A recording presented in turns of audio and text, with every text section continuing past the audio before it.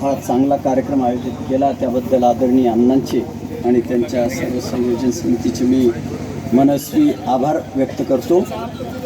आत्ताच अर्शद भाई जे आपणातनं गेलेत आणि कमल किशोर शर्मा महाराजांची माफी मागून वयोवृद्धांनी जे काय त्यांचं आठवलं, तर मला वाटतं उनके तरफ से मैं दुआ करता हूँ बुजुर्गों की तरफ से, मेरे मरने के बाद मुझे जलाने से पहले मेरा दिल ज़रूर निकालेगा, कहीं ऐसा ना हो कि मेरे साथ साथ जो दिल में रहते वो भी जल जाए. मला वाटतं आपके दिल में जो रहते हैं सलामत रहे. आणि म्हणून गुलजारनं म्हटलंय कि मैं सिगरेट तो नहीं पीता मगर हर आने जाने वालों को पूछते रहता हूँ माचिस है. मैं सिगरेट तो नहीं पीता मगर हर आने जाने वालों को पूछते रहता हूँ माचिस है, क्योंकि यहाँ पे हर सारी चीज़ ऐसी है जिसे मैं फूक देना चाहता हूँ मगर हिम्मत नहीं. आणि मला वाटतं होळीच्या निमित्तानं हे जर आपल्याला फुकता आलं तर मला वाटतं सुहासराव हे चांगलं आहे. एक आत्ता प्रेम कविता आणि गझल चालू होती. एक आसर नावाची गझल आधी घेतो आणि मग गंभीर कविता. आसर पहा कुणावर कुणाचा कसा होईल, रंगरूप याच्याशी मलाही काही घेणं देणं नाही. हसणं मात्र जीव घेणं असतं, त्याचाच हा आसर. कवितेचं गझलेचं नाव आसर. या मंद मंद हसण्याने वादे हजार केले, या मंद मंद हसण्याने वादे हजार केले, कोठे होतो आम्ही आणि कोठे आम्हास नेले. या मंद मंद हसण्याने वादे हजार केले, कोठे होतो आम्ही आणि कोठे आम्हास नेले. झिंग अशी आली थेट सामोरे जाऊन, झिंग काय पिल्याने थोडी येते अन्न, झिंग अशी आली थेट सामोरे जाऊन, त्या बदामी नयनातून किती पेले रिते केले. या मंद मंद हसण्याने वादे हजार केले. वावर त्यांचा अनभिज्ञ असतो. वावर काही कळू देत नाही पण असर होत असतो. वावर त्यांचा अनभिज्ञ पण असर आर पार. वावर त्यांचा अनभिज्ञ पण असर आर पार. या अजबपणाचे खुलासे कुणी असे केले कुणी तसे केले. या मंद मंद हसण्याने वादे हजार केले, कोठे होतो आम्ही कोठे आम्हास नेले. खैर नव्हती कुणाचीच, शेवटी काय झालं पा फारच जवळ गेल्यावर. खैर नव्हती कुणाचीच त्यांच्या जालिम सहवासात, खैर नव्हती कुणाचीच. आता हे काही प्रेयसीच असलं पाहिजे असं नाही. हा आपापला नेता असू शकतो, आपापला बॉसही असू शकतो, आपापले पक्षश्रेष्ठी असू शकते, आपापला धनी असू शकतो, कुणी असू शकतो. खैर नव्हती कुणाचीच त्यांच्या जालिम सहवासात, सहवासाच एवढा जालिम होता.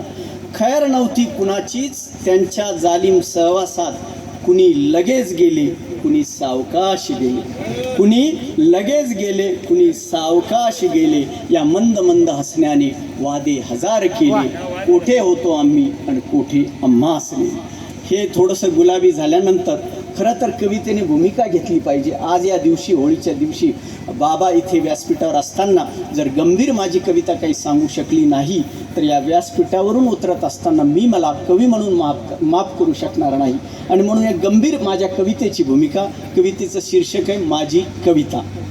बघा ती कशी आहे, केवळ गुलाबीच नाही. माझी कविता जमिनीत खोल घुसलेल्या नांगराचा फणा. माझी कविता जमिनीत खोल घुसलेल्या नांगराचा फणा, घामातून नशीब घडवणाऱ्या बळीराजाचा टोकदार बाणा. माझी कविता वाळवंटातल्या विहिरीचं खोल पाणी. माझी कविता वाळवंटातल्या विहिरीचं खोल पाणी. सुवासिनीच्या मंगळसूत्रातील मणी, लक्ष्मीपूजनाला ताटात ठेवलेली कोरी करकरीत नाणी, सासूरवासिनीच्या डोळ्यातील न दिसणारं पाणी. माझी कविता प्रेयसीची व्याकुळ प्रतीक्षा, याचकाच्या पात्रातील मोठ्या मनानं वाढलेली भिक्षा, उद्याच्या भल्यासाठी कधी कधी गुरुजीनं केलेली सौम्य अशी शिक्षा.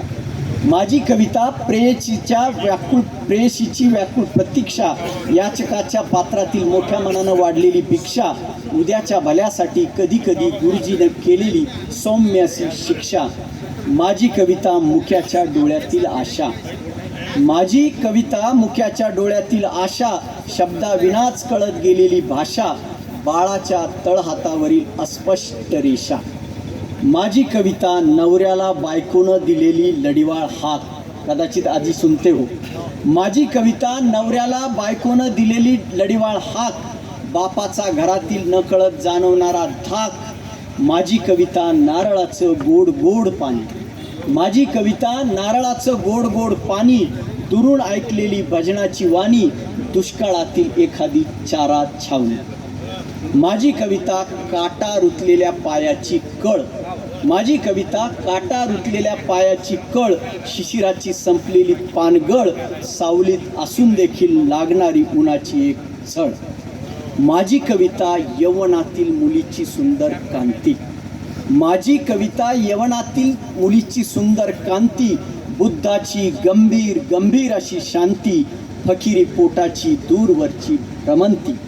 माझी कविता आकाशातील लखलखती वीज, माझी कविता आकाशातील लखलखती वीज, सासरी आलेल्या बहिणीच्या प्रत्यक्षेतील पहिली भाऊबीज. माझी कविता आकाशातील लखलखती वीज, सासरी आलेल्या बहिणीच्या प्रतीक्षेतील पहिली भाऊबीज. माझी कविता पहिली पहिली प्रीत, माझी कविता पहिली पहिली प्रीत, परंपरेला घेऊन जाणारी एक प्रामाणिक रीत, परंपरेला घेऊन जाणारी एक प्रामाणिक रीत. धन्यवाद.